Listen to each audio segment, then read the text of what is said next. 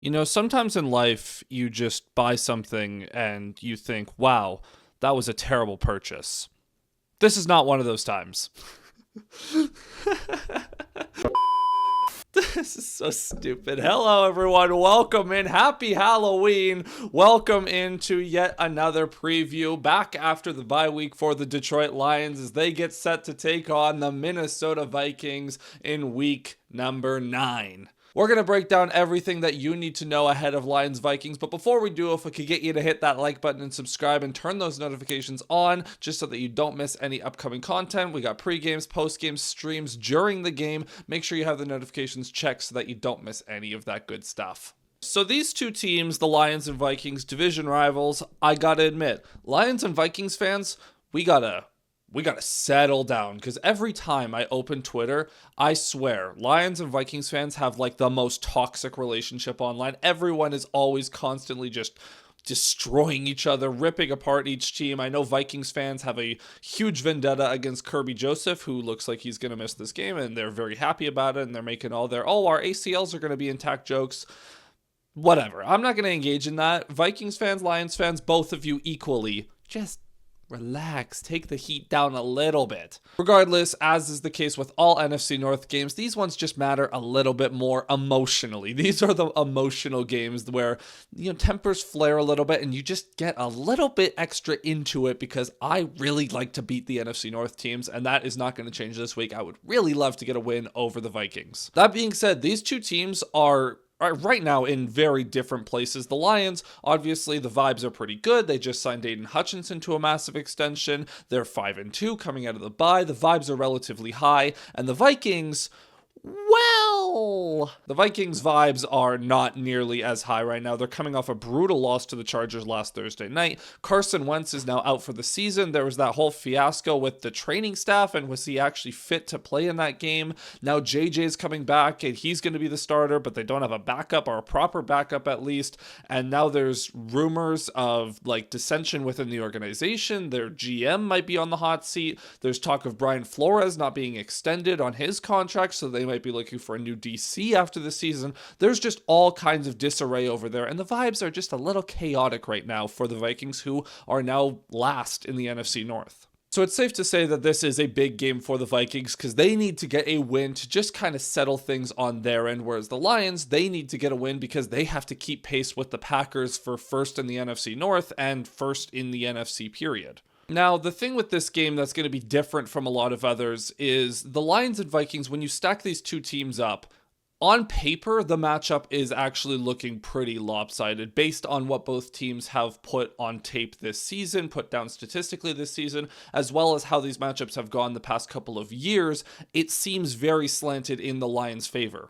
This from Jeremy Reisman. The Lions' DVOA rankings through week 7 before their bye week, they were up to 2nd overall, 5th on offense, 7th in pass, 6th in run, and they were 1st on defense, 3rd in pass D, and 5th in run D, special teams 5th. Now, it's important to note that the defensive grade being so high, you might look at that and be like, there's no way the Lions are the best defense in football, and you'd be correct, but they reward havoc rate a lot more with DVOA, so turnovers and sacks get a lot more, and pass breakups as well, get a lot more praise from DVOA. And the Lions' most recent game against the Buccaneers, they had like 12 pass breakups. They've caused a good amount of turnovers this season. I believe they're 5th in the league turnover-wise.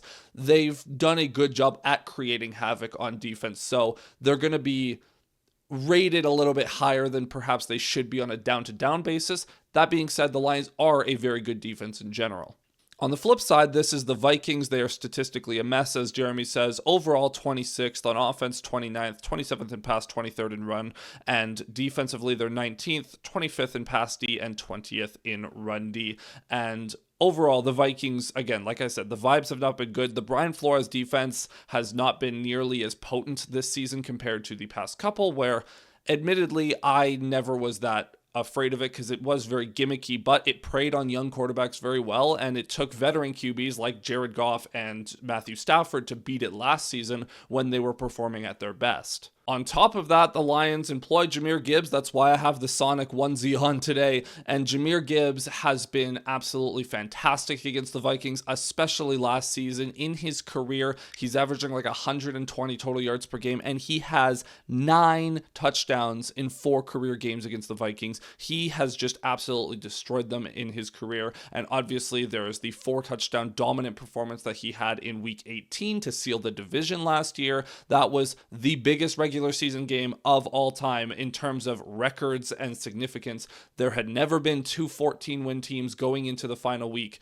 that were vying for a division title, that were playing against each other and the number 1 seed in the NFC. And the Lions came into that game. Jahmyr Gibbs just absolutely blew he blew the roof off of Ford Field in that one. He was fantastic. And the Vikings have struggled against him in his career. 3 out of the 4 games he has been good. He did have 1 stinker in there, to be fair, but 75% success rate, I will take it.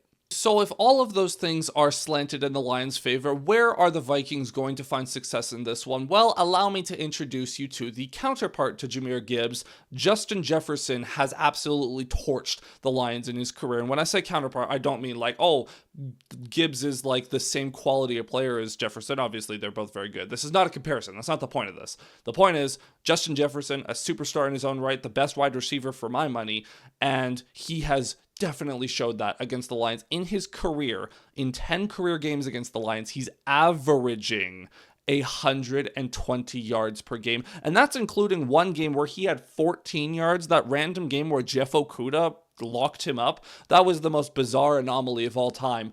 Justin Jefferson absolutely loves playing against the Detroit Lions. He is a menace. He didn't have the best games against the Lions last year. Amik Robertson obviously did a pretty good job in Week 18, but traditionally in his career, Jefferson lights up the Lions. So that is area number 1 where the Vikings could absolutely find success. Just feed your best player, which, I mean, they're going to do, because why wouldn't you do that? So that is absolutely something the Lions are going to have to be aware of. You're going to have to bracket him. You're going to have to double team, give extra resources. I don't know. Figure it out. That's Kelvin Shepard's job. But that is the biggest thing I'm concerned about. Number 2, there is something to be said about the Vikings defense with Brian Flores. They're super aggressive, all these different blitz packages that they throw.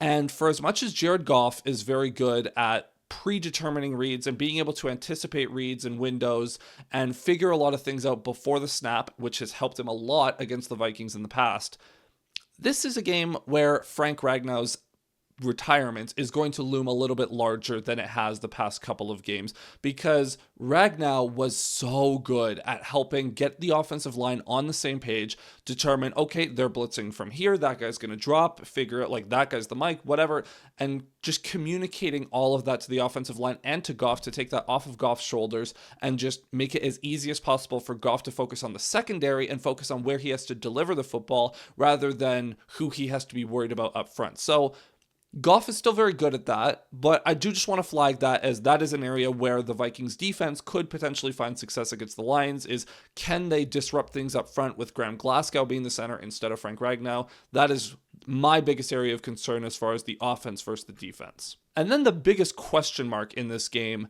J.J. McCarthy, who is going to be returning after a lengthy absence due to injury, and he has had a bit of a bizarre career so far. This is his second season in the league, and obviously he missed his entire rookie year due to a torn ACL, and then he played 2 games, and that's it. And can't say that he was inspiring in those games. He's played 7 bad quarters, 1 great fourth quarter against the Bears. So we have no idea what to expect. Like this is the Joker in the deck. JJ could come out and be like really good. Maybe he comes out and is really bad. Maybe he's just okay, shows flashes. I don't know. I have no idea what to expect because he just has not played at the NFL level long enough to know what he is. So with him starting compared to Carson Wentz, Wentz obviously was not good and he made a number of bad decisions with the football. JJ, he will be prone to making some of those rookie mistakes, even though he's a second-year player. It's his third career start. At the same time, for as much as he's prone to making those mistakes, he also could have some flashes. He also could use his physical tools to get the ball downfield and push the Lions downfield and threaten the secondary in a way that maybe they aren't ready for, and that could pose problems. I talked a lot about Justin Jefferson, but Jordan Addison is another guy that is a very good wide receiver in this league, and he, since coming back from suspension, has been pretty good for the Vikings this season. That's another guy the Lions are going to have to be aware of. Obviously, old friend TJ Hawkinson, I'm not as scared of him because he's more of a possession tight end, and the Vikings don't really use him down the field as much, but I mean, maybe they'll use him on more seam routes and try to get him open deep downfield a little bit more. Use him on the outside. I don't know, but the Vikings do have weapons. Aaron Jones is a good running back. Jordan Mason's a good running back. They have a good offensive line as well. It looks like Christian Darrisaw might miss this game, which would be enormous if he does, because he's a top 5 left tackle in the league. He's very good. If he misses, that would open up avenues for the pass rush, obviously, but the Vikings have good pieces. They just have to play well together, which they haven't consistently done this season. Now, on the Lions' defensive front, Terrion Arnold should be coming back in this game, which is going to be huge because for as much as the backup secondary had a very good showing against the Bucs, you don't want backups in the game generally, so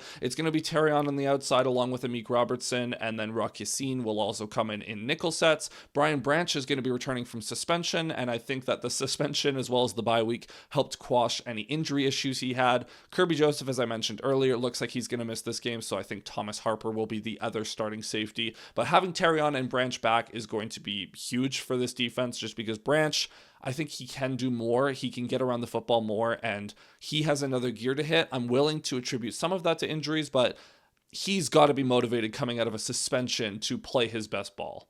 And then Terrion Arnold, I think people have really turned on this guy, and it's unfortunate because I think he's actually been a lot better than people give him credit for. The thing with corners is you don't really see their good plays that often unless it's a turnover. You don't see good coverage show up on a highlight reel. So Terrion can play 80-90% of good snaps, but then the one that he gets a flag or the one that he allows a catch, people really harp on him for that. He does draw too many flags. He's been way too bad at being handsy at the point of at the catch point and not turning his head around to make a play on the ball. Hopefully that is something that he can start to work on. I am glad to have him back, but yeah, that's going to be something to monitor as people are going to keep hating on this guy until he gets an interception, probably. I don't think that the Lions are necessarily going to match up with Justin Jefferson and like have Amik follow him around or have Terrion follow him around. I think they're just going to play sides, put Amik on one side, Terrion on the other, and then wherever Jefferson lines up, they'll deal with it or figure it out. Maybe they do want to have a more strategic outlook on that. I don't know. We'll just have to wait and see. But the secondary is closer to full strength, and we'll just have to see what that looks like against some very good Vikings wide receivers. As far as like projecting what this game will look like, it should be a game that the Lions are able to take care of business and get another win and move on to a game against the Commanders next week. I just don't want to overlook the Vikings because it's a divisional game and they know this Lions team so well, and I have a feeling that they're going to keep this uncomfortably close, that their skill position players are just going to make enough plays to keep this close. That being said, if the Vikings don't bring their absolute A game, there's a decent chance that the Lions just run up the score the way they did in Week 18 last year, where you make a couple of mistakes or a couple of your drives finish in field goals and not touchdowns, and Jahmyr Gibbs gets hot, then this game could blow open very quickly. It feels like the Lions have more ways to win this game, but the Vikings are absolutely capable of being in this game and pushing the Lions to the brink and giving them everything they can handle. So, again, I'm going to take the Lions to win this game. I don't think I'm going to take them to cover the spread. The spread right now is like -9.5. I don't think the Lions are going to cover 10-point margin of victory is usually pretty rare in the NFL. I would take the Vikings to cover that. I think it'll be a one-score game. I think it'll be a pretty run-of-the-mill game where, maybe it's a very close game, and then in the fourth quarter, the Lions pull away and do enough to get the win. I don't think this is going to be like the Bucs game, or maybe it'll be like the Bucs game in the sense that it's pretty competitive, but then you get to the end and it's like, okay, that actually was a more comfortable win than it felt like. Or maybe it'll be like, I don't know. I think the Lions will win, but obviously that's why we play the games, is to see what'll actually happen. So that's going to be it for this one. Thank you so much for watching. Remember to hit that like button and subscribe when notifications turned on. I will be streaming this game on Sunday at 1 o'clock Eastern, so make sure you come tune in for that for a watch along. And let me know what your Halloween costume is, because it is Halloween at the time I'm recording this and when I'm posting this today. So let me know what you dressed up as. Obviously, I'm Sonic here, so I know I look stupid, but who cares? Okay, that's enough of me. I'll see you guys on Sunday for a watch along and with the post game. And until then, my friends, cheers.